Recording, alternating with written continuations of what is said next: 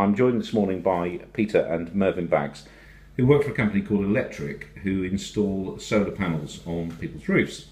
And it just occurred to me that so many people ask questions still about solar PVs and whether it's good, whether it's bad, whether it's a good investment, that I'd ask a few questions and see whether we can get those answers and share them with everybody.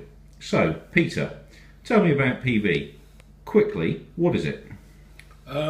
Quickly, in a few words, it's an amount of solar panels that are fixed to a roof or to a flat surface, connected through a box called an inverter, and gives out electricity which connects into your Mervyn, how many solar panels would you need on the average roof?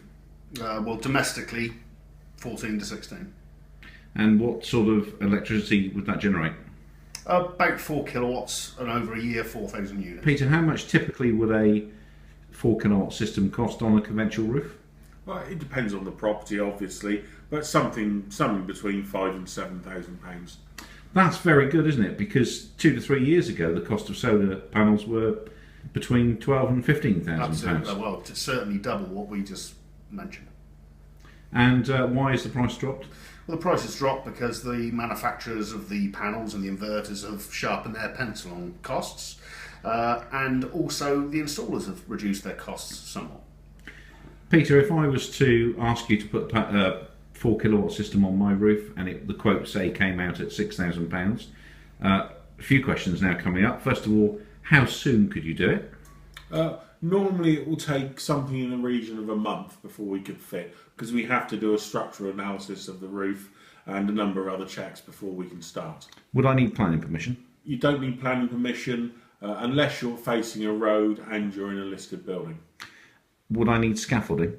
That again would depend on the property. In most instances we would put scaffolding up for health and safety reasons. There are a few instances where we wouldn't. If I didn't want it visible from my lawn, could you fit it on a different roof? That would depend on which way the roofs were facing. We're looking for a south-facing roof, or as close as possible, or split between an east-westerly roof. If I was to construct a roof, would it be permissible to put solar panels on it? Yes, correct. No problem at all. How long would it take to do the job? Again, depends on the actual structure and the difficulty of the roof. Something, without any real problems, something between 1 and 2 days. Mervyn, if you came to put solar panels on my roof and you found that my existing wiring wasn't suitable, what happens next? Can I not have them, or? No, that's not usually an issue, because what we tend to do is put a separate supply in for the PV, the solar PV, because it segregates it from your other consumer unit. It does mean if it's a very old installation, we might have to do some upgrading, but that will be done on survey.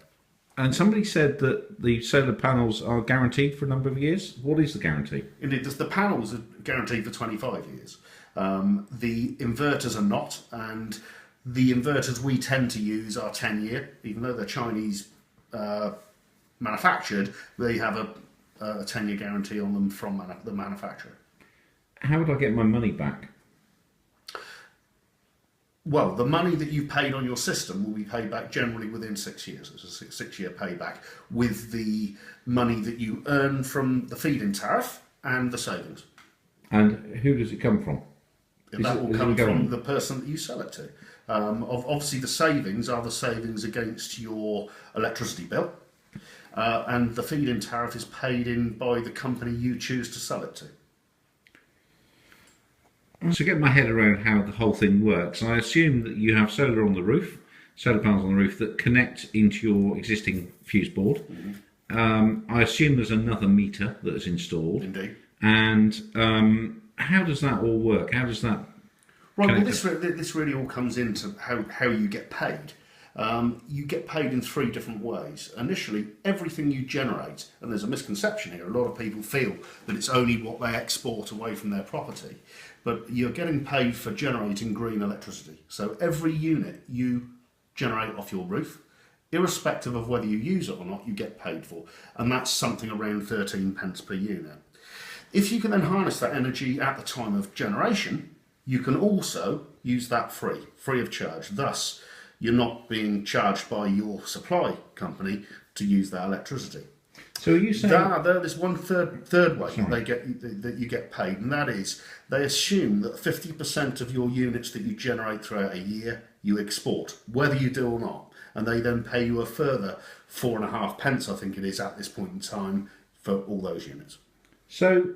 Just so I get this straight in my mind, if the sun's shining and I've got a 4 kilowatt system on my roof, Yes. and I turn the kettle on, my ordinary electricity meter won't spin, but my solar meter will. Your solar meter will be spinning to the level of the light that you are transferring into electricity, and let's assume that that's over 2 kilowatts at the moment. Your kettle is about 2 kilowatts, so if you're generating more than that, you'll be getting paid to boil your own kettle. So really, I should be using all of my appliances during the day when the sun's shining. Exactly, and if you like your tea like I do, just make sure you don't drink it at night. So if I'm correct in my assumptions, the very best time to heat the hot water for the house is actually during the day when the sun shines, and I assume you can put a timer on the system that will allow that to happen. Well, we can make it come on during the day, but not necessarily when the sun's out. No, well, that's right. Well, you can buy a piece of kit, a very clever piece of kit now, which will work in conjunction with your PV system, and that will differentiate between the sun that's shining and what the house is using. Anything that's left over will heat your water. Thus, it basically turns your PV system into a solar thermal system as well. So there is a piece of device that will actually work out for you when the sun's shining. Every second. If a cloud comes over, it will turn it off so you're not using electricity off the grid.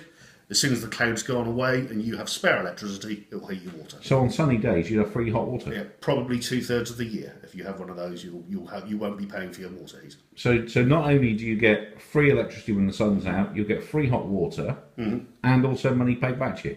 That's right. And you'll get paid for everything that you're not using, that you're using as well. Fantastic. It's an absolute no-brainer, a solar PV system. I don't understand why more people don't just invest their money. It's the best investment in the country. So if I had £6,000 sat in a bank account today, earning me 1% interest per annum, what would your recommendation be? Well, I would say take it out and put it on your roof if you've got a roof that is suitable to put it on. Let's just turn our minds now to the financial side of this. If I've got £6,000 and it's sitting in a bond, I might be making 3% on it. Are you saying that if I was to put that £6,000 onto my roof, then I'd make more than 3%? Exactly, a lot more than 3%. In most instances, you'll get something in excess of 13%, in many cases 16%, and in one or two cases even up to 20%. So where a bond is guaranteed for 5 years, maybe, you're saying I could have upwards of 13% on my money for what period? Guaranteed for 20 years. And this is guaranteed by a contract that you sign with the government. So the feed-in tariff will run for 20 years, guaranteed. It's index linked, so you'll get a pay rise on the 1st of April every year. And electricity is not coming down. It's only going in one direction over the next, for the future years. So, and also, let's not forget, it's tax-free income as well. Tax-free as well? It's tax-free as well. You will not get taxed on this income at all. It's a no-brainer. Indeed. Why aren't more people doing it? Well, that's a question we ask every day of the week. So hopefully this video may help people understand a little bit more about solar PV and perhaps ask them to get you to quote them for their roof. I would hope it would at least give them the opportunity to ask us further questions. Okay. Just finally, both of you have your own company called Elec-Trick. You do solar PV. Quite often, contractors that install PV are not qualified. They have done it for quick turnover of money. What's your background, both of you? Right, well, our background is electrical contractor for many years, probably with both of us together for 50 years worth of experience or more. We are an electrical contractor and we like to think a good quality one at that. And it's solar PV something we've gone into rather than some of, if you like, the double glazing companies that jumped into it to make a lot of money, and a lot of people got burnt out of that. We're still here, we're still fitting it, we're still being fair, and we're hopefully going to be there to look after it in the years to come. And for anyone looking at this video now, is there anywhere they can go to look to see feedback on your work? Well, Checker Trade. I've been a member of that now for 7 or 8 years, and I believe my score's pretty high. And so you can go there. You can get a link from my website, which is www.electric.co.uk, and on there you'll find my contact details. And do you have social media as well? I do. We've got a Facebook page. Twitter, I'm just looking into it at the moment. But yes, if you go to Elec-Trick at Facebook, you'll find that there. And I occasionally put photographs up there of interesting things I find during my day's work. I'm sure one of the burning questions that people would like to ask is about the guarantees. I understand that the panels are guaranteed for 20 years, and as are some of the other materials. But what about the labour element of it? If you decide that your time to retire has come, or if you sold the business, or even if you folded the business, how does that affect the guarantee for this sort of work? We purchase, at the time of order, a special warranty for the customer. Now that does two things. Firstly, many customers are worried about paying the 25% deposit that we ask for up front, because we have to, because the materials are so expensive. We offer a warranty, a deposit warranty, so that if the customer pays and for any reason we're not in business to see the job through, then the insurance-backed warranty will pay that deposit back. Secondly, if for any undue reason we are not in business, we cease trading, we go into liquidation, then we offer a second guarantee, which is 10 years from the date of order. It covers the labour and all the materials and gives the customer the peace of mind that if anything goes wrong, it will be repaired, replaced or renewed via that guarantee, even if we're not there to do it. That should give people the total peace of mind to deal with Elec-Trick and not others. All in all, it's an excellent package, isn't it? Very good.